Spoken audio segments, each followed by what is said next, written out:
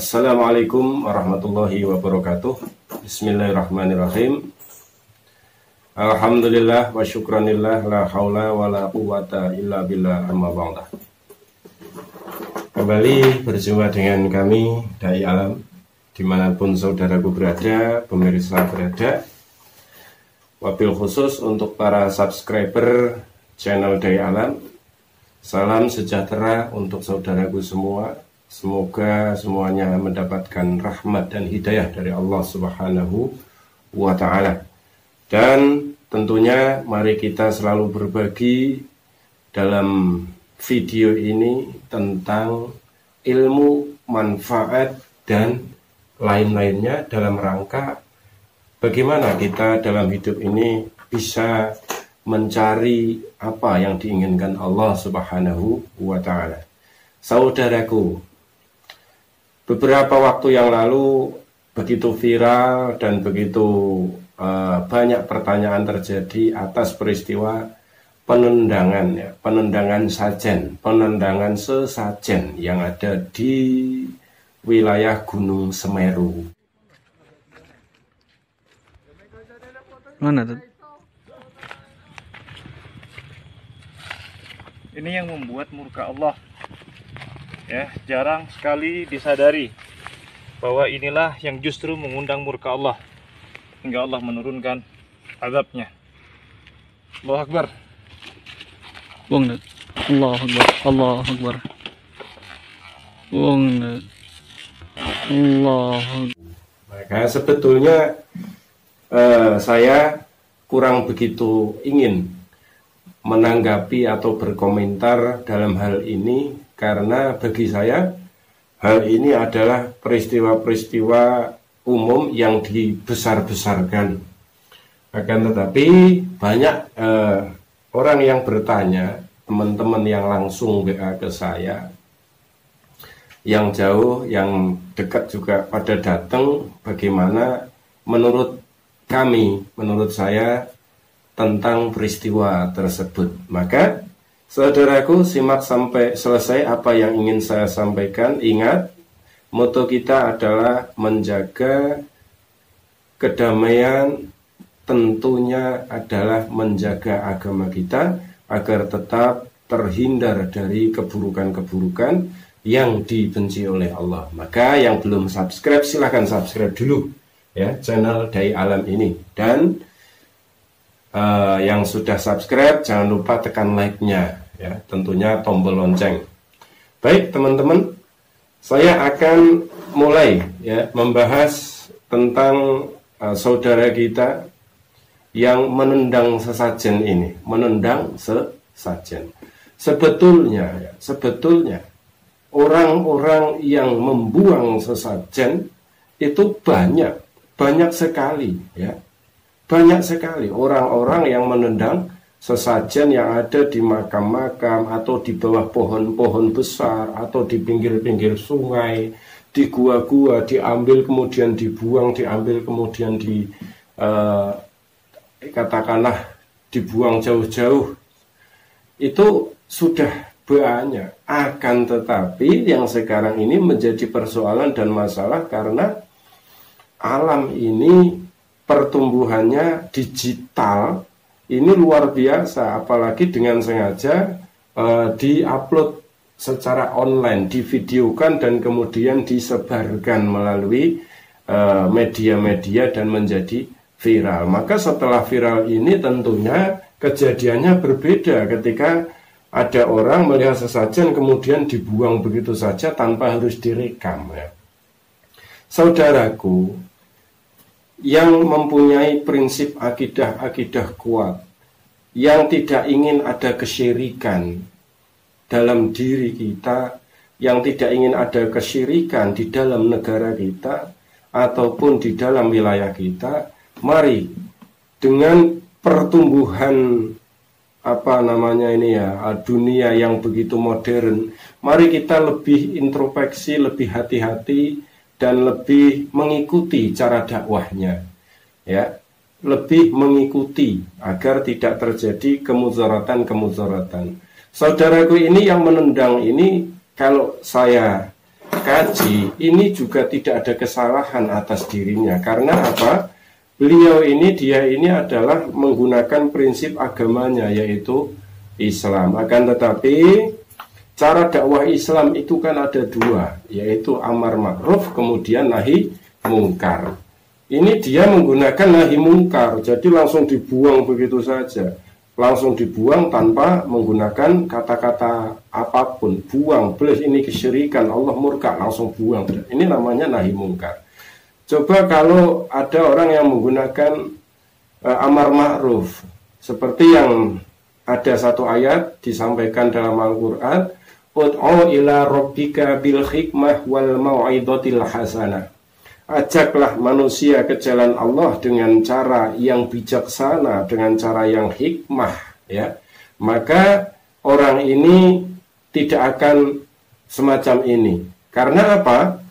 Walaupun sesajen itu dibuang, itu yang dibuang kan cuma sesajennya, dan bangsa jinnya juga sudah bangsa jin yang disesajeni itu juga sudah menikmati atas sajen itu, ya.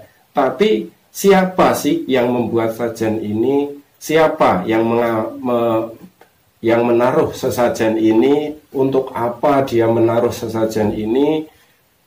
Alangkah baiknya kita datangi saja, kita cari siapa yang pasang ini. Kemudian setelah dicari ketemu, ya, dicari dan ketemu siapa yang pasang sesajen ini, di situ kita sampaikan atas bahayanya membuat sesajen, ya, atas bahayanya membuat sesajen. Kita sampaikan atas Islam, kita sampaikan agama Allah Subhanahu wa taala yang benar. Jangan ada kesyirikan, jangan meminta tolong kepada selain Allah Subhanahu wa taala, walaupun dengan bahasa sarana kayak atau lantaran atau apa.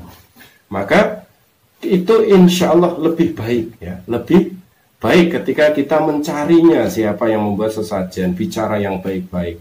Kalaupun itu nanti digunakan, maka tentunya orang yang membuat sesajen ini juga orang Islam yang kemudian dapat hidayah atas nasihat kita, menjadi sadar dan tidak membuat sesajen lagi. Tapi kalau sesajennya yang dibuang, yang itu sesajen dibuang nanti bikin sesajen lagi, sesajen dibuang nanti bikin sesajen lagi. Maka ini untuk orang-orang yang ingin berdakwah dengan cara lebih hikmah, amar ma'ruf, ya. Tapi memang dalam sejarah itu ada, ya, yang langsung dibuang atau menolak secara tegas. Bahkan Nabi Musa alaihissalam, kemudian Nabi Ibrahim alaihissalam, ini langsung apa yang dijadikan kesyirikan itu dihancurkan, ya. Tapi mereka juga mengincar bagaimana bisa datang kepada si pembuat berhala atau sesajen ini. Maka kesimpulan dari kami, penendang sesajen ini hikmah lagi caranya, ya, bukan sesajennya yang dibuang, tapi siapa yang membuat sesajen kita datangi dan kita cari. Kemudian saya akan masuk kepada siapa sih yang membuat sesajen ini, ya. Untuk apa sesajen ini dibuat? Maka kemungkinan orang-orang yang membuat sesajen ini juga punya suatu harapan menurut kepercayaan mereka sendiri, yaitu meminta perlindungan kepada apa yang mereka sebut mungkin sesuatu yang bisa menolong, sesuatu yang bisa membuat mereka lebih tenang. Maka mereka menggunakan sesajen ini. Akan tetapi perlu diingat saudaraku yang dirahmati Allah Subhanahu wa taala. Jika Anda yang membuat sesajen ini, Anda adalah salah satu dari golongan orang-orang yang hanya mempunyai suatu keyakinan, yaitu sebuah kepercayaan, ya. Kepercayaan itu kan bukan agama secara global, ya. Jika saudaraku, dimanapun saudaraku berada, yang membuat sesajen ini adalah Anda ini penganut sebuah kepercayaan, maka saya, Dai Alam, kami akan mengatakan walana a'maluna walakum a'malukum. Ya, silahkan apa amalan Anda lakukan dan saya akan melakukan amalan saya. Lakum dinukum waliyadin. Apa agama saudaraku? Silahkan jalankan dan saya akan menjalankan agama saya. Akan tetapi diingat, jika saudaraku yang membuat sesajen atau yang suka membuat sesajen dimanapun saudaraku berada, ketika Anda ditanya apa agamamu, siapa nabimu dan siapa Tuhanmu, ketika saudaraku ini ditanya semacam ini menjawab, Islam agamaku, Nabi Muhammad nabiku, dan Allah adalah Tuhanku, maka saya berharap stop di dalam membuat sesajen bentuk apapun, untuk apapun dan untuk siapapun. Karena apa? Agama Islam ini lengkap dengan surat-surat di dalam Al-Quran yang menerangkan bagaimana supaya kita ini selalu bertawakal kepada Allah, tidak mensekutukan kepada Allah, dan selalu beribadah kepada Allah. Saya akan membacakan satu ayat Al-Quran di mana sesajen ini sebetulnya adalah sudah terjadi, sudah terjadi dari zaman jahiliyah. Zaman jahiliyah itu adalah zaman kebodohan di mana agama belum turun, yaitu orang-orang yang memberi sesajen kepada matahari, kepada gunung, kepada lautan, kepada tempat-tempat gua, yang menurut mereka adalah Tuhan-Tuhan mereka yang bisa menolong mereka. Ini adalah di zaman dulu. Dan sesungguhnya siapa yang Anda, saudaraku ini buat? Ini saya khusus jika yang membuat sesajen adalah orang yang sudah beragama Islam. Saya mengingatkan untuk diri saya dan saudaraku tentunya agar tidak membuat sesajen itu lagi. Saya akan membacakan satu buah ayat Al-Quran di dalam surat Al-Jin ayat yang ke-6, ayat yang ke-6. Bismillahirrahmanirrahim. Wa annahu kana rijalun minal insi ya'uduna bi rijalin minal jinni wa zatuhum rahaqa. Ini adalah, boleh saudaraku buka surat Al-Jin ayat yang ke-6. Jadi sesungguhnya ada golongan-golongan atau ada di antara kalian laki-laki, manusia laki-laki yang meminta perlindungan, meminta pertolongan kepada bangsa jin laki-laki.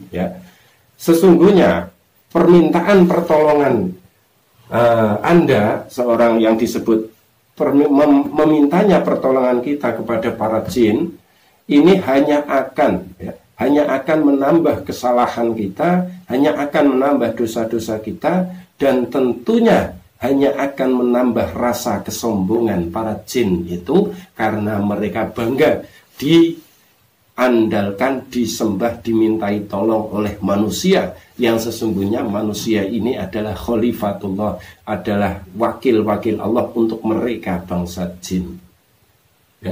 Padahal saudaraku bangsa jin ini makannya itu barang-barang yang kotor, seperti sari, kotoran hewan, sari, tulang, kemudian barang-barang kotor lah yang dimakan. Tapi ketika manusia ini memberikan suatu sesajen,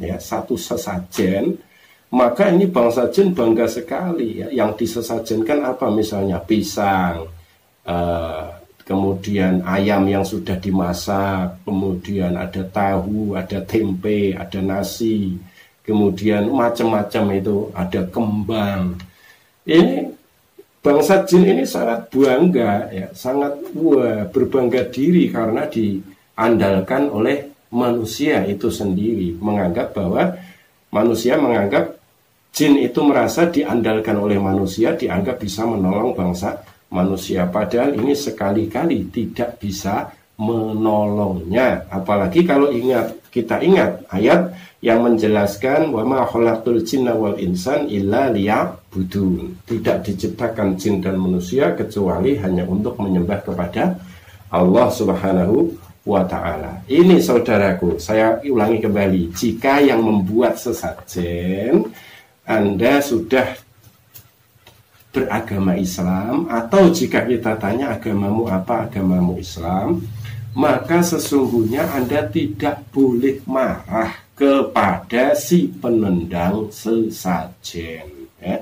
tidak boleh marah kepada si penendang sesajen, karena si penendang sesajen ini adalah sesungguhnya mengingatkan saudaraku, karena saudaraku telah memberikan sesajen kepada selain Allah, telah berharap kepada selain Allah. Tapi jika yang membuat sesajen ini adalah orang atau saudaraku yang punya kepercayaan tersendiri, bukan agama Islam, maka silahkan Anda boleh marah kepada si penendang sesajen ini. Ya, ini saudaraku yang dirahmati Allah. Kemudian saya akan membahas kenapa kok sampai ditangkap sih, ya, sampai ditangkap, sampai dipenjara, sampai di sidang dan lain-lain.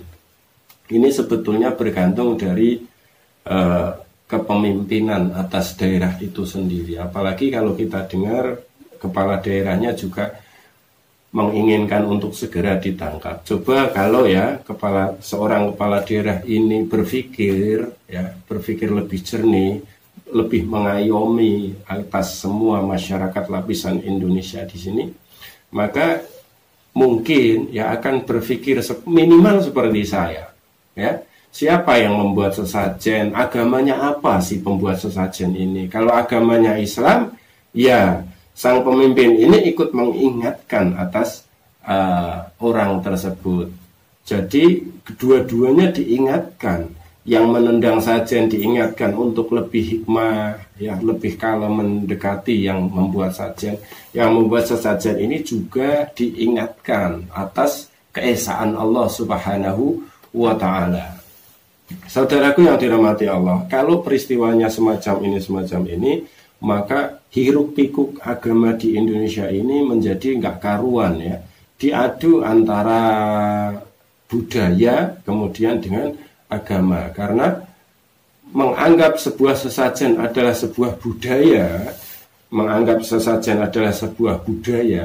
padahal di dalam agama, di dalam negara Islam, di dalam negara Indonesia ini ada penganut agama Islam, ya, di mana penganut agama Islam ini adalah tidak menyembah selain Allah dan tidak memperbolehkan adanya sesajen. Kalau di agama lain saya tidak tahu. Maka saudaraku yang dirahmati Allah Subhanahu wa Ta'ala, kesimpulan yang ingin saya sampaikan bagi seluruh pemirsa yang dirahmati Allah, berdakwahlah dengan hikmah, walaupun berdakwah dengan cara amar ma'ruf ataupun nahi mungkar. Cari manusianya, dakwahi manusianya, ajak manusianya, kemudian supaya manusia itu mengurangi atas perbuatan-perbuatan syiriknya, dan ya kemudian mau membesarkan Allah Subhanahu wa Ta'ala.